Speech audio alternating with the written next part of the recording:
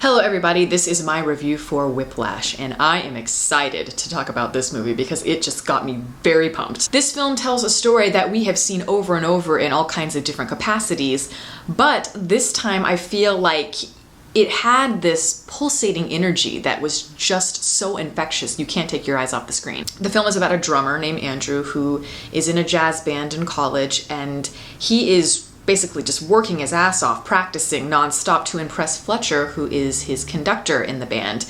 And Fletcher is just this very ruthless, abusive, mean-spirited man who will stop at nothing to wring out every little drop of excellence from the performers, and particularly from Andrew. What I was very struck by about the film was just how meticulous it is. I mean, everything from kind of the quick cuts to the sound effects, it really created this very staccato and kinetic energy that feels very, very immediate. And that's my segue into my personal anecdote. I felt like I really resonated with this movie just because, you know, both my parents are classical musicians, and I grew up around that world. I mean, I was raised in the world of music, and I feel like this movie really had it down. They really understood just how much work it is and the feeling of it, and just how, I mean, cutthroat the music business is. Everybody can relate to this movie because we've all had that mean teacher or mean mentor at some point in our lives, and I know I have. I mean, I remember I was involved in a couple of orchestras in high school, and I remember one of them, I had this really mean director that reminded me a lot of Fletcher. I mean, not to that level, of course, but he reminded me of him because he had that same level of charisma in a way. I mean, everybody would be practicing, but as soon as he would enter a room, I mean, everybody would just tense up and it would just get really, really quiet because he commanded that same respect. And also he did a lot of similar things in that he would manipulate people in ways that would humiliate them, and just so he could teach them a lesson, or just because he thought it brought out the best in them. And I eventually quit because I did not like the way he was using his authority, and my heart just wasn't in it enough to put myself through that.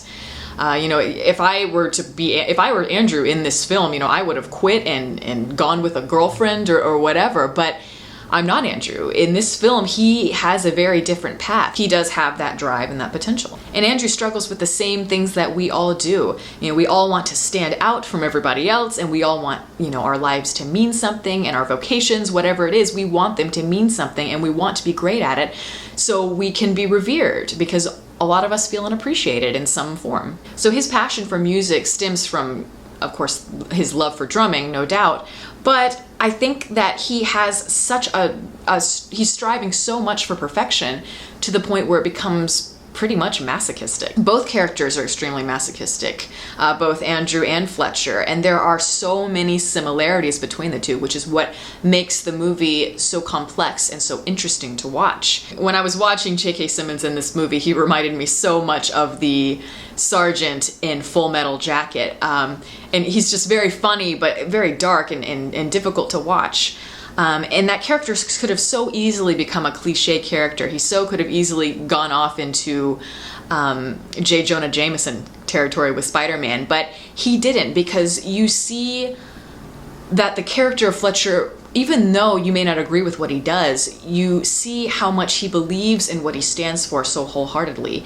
And he is very much of the belief that you've got to break a couple eggs to make an omelet. Andrew has that exact same drive, just in a different capacity, of course, but the two really push each other and bring out that ruthlessness, that conniving quality in each other in such a dynamic way. And the film finds a way to ask in a very intelligent way, what is the line here? What is the line between art and masochism, or human feelings and greatness? Or is there a line? Should there be a line? And that theme culminates into this amazing finale that is just so well crafted and so musical. It just keeps you on your toes. It brings together all those ideas of just like adrenaline, art, pain, enjoyment from that pain, and you know, it's so intense, and it just builds and builds and builds.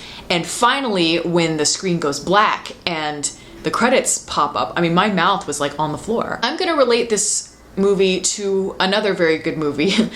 And even though they deal with very different subject matters, I saw a lot of similarities, and that movie is Dog Day Afternoon, which is one of my favorites. Both films are about characters that are wanting to have their moment and to stand out and have their lives mean something, oftentimes at the expense of others.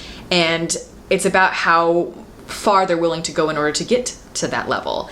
And both films, I think, are very deceptively simple, but they carry such timeless and complex themes that I think we can all relate to, and both movies are just very thrilling in their own right. And if I'm gonna relate something to Dog Day Afternoon, that's a good sign. I mean, that means you should see it. Go to your nearest theater and see this movie. It is that good, and I think everybody will love it, or at least find something to admire in it, and I'm going to recommend it to everyone. Now, maybe with the exception of people that are extremely prone to panic attacks, because this movie is just it's very intense, and there is not a moment for you to relax, but other than that, everybody should see it.